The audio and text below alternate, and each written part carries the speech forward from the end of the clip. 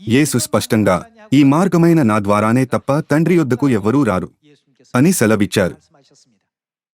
నా ద్వారా తప్ప అనే వ్యక్తీకరణకు 10, 20 లేక 100 మార్గాలు ఉన్నాయని అర్థమా? ఉన్నది ఒకే మార్గమని ఆయన చెప్పెను. దేవుడే పరలోక రాజ్యమునకు, రక్షణకు, పాప క్షమాపణకు నడిపించే మార్గము. దేవుడే దుఃఖితులను ఆనందమునకు, శ్రమ పొంది హింసింపబడు వారికి శాంతిని మరియు విశ్రాంతిని అనుగ్రహించు మార్గము. ఒంటరి వారికి తోడై సమస్తములో ఎల్లప్పుడూ మనతో నుండు మార్గము.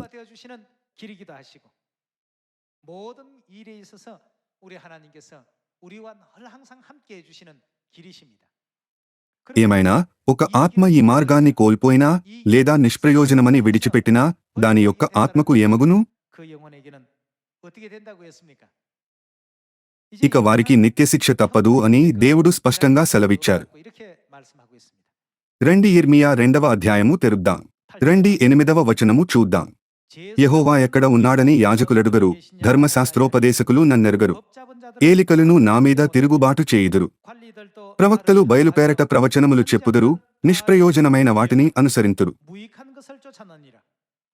కావున నేనిక మీదట మీతోనూ మీ పిల్లల పిల్లలతోనూ వ్యాజ్యమాడెదను.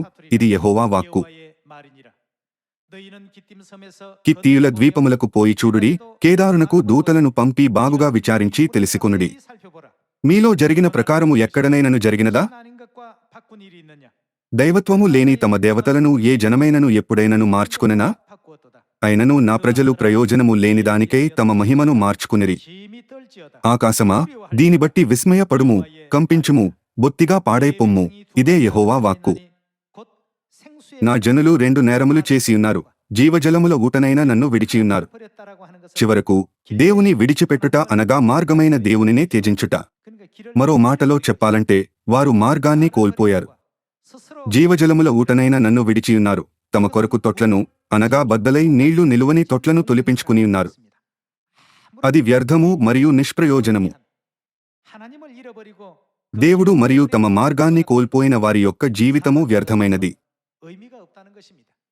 అందుకే దేవునికి భయపడని వారి యొక్క జీవితాల గురించి సొలొమోను కూడా వ్యర్థము వ్యర్థము సమస్తము వ్యర్థమే అని చెప్పెను. ప్రతి ఒక్కరూ ఇప్పుడు మార్గమును కనుగొన్నాము. మనము కనుగొన్న మార్గమును కోల్పోకూడదు.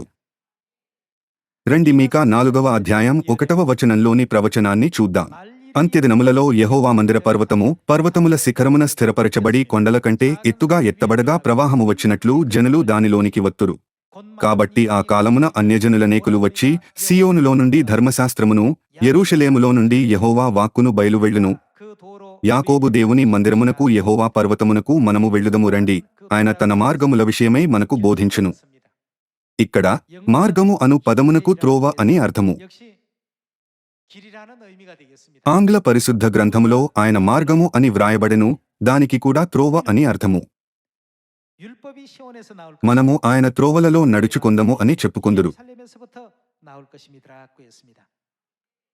దేవుడు సీయోనులో ధర్మశాస్త్రమును స్థాపించి నిత్య పరలోక రాజ్యమునకు మనకై మహిమగల సత్య మార్గమును తెరవలేదా?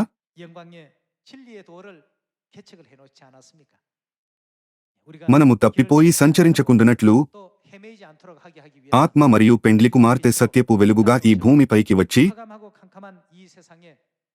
ఈ చీకటి అంధకార లోకములో వెలుగుగా ప్రత్యక్షమైరి. వారు తమ పిల్లలైన మనలను సీయోనులో కూడిరండి అని పిలిచిరి. కాబట్టి వారు మనలను ఎక్కడికి నడిపించినను అంతము వరకు మన మార్గమును కోల్పోక సరియైన త్రోవ నుండి తొలగిపోకయుందము. దేవుడు మనకనుగ్రహించే పరలోక రాజ్యపు విస్తార కృపను సీయోను కుటుంబ సభ్యులందరూ పూర్తిగా పొంది ఆనందించాలని నేను మనఃపూర్వకంగా ఆశిస్తున్నాను.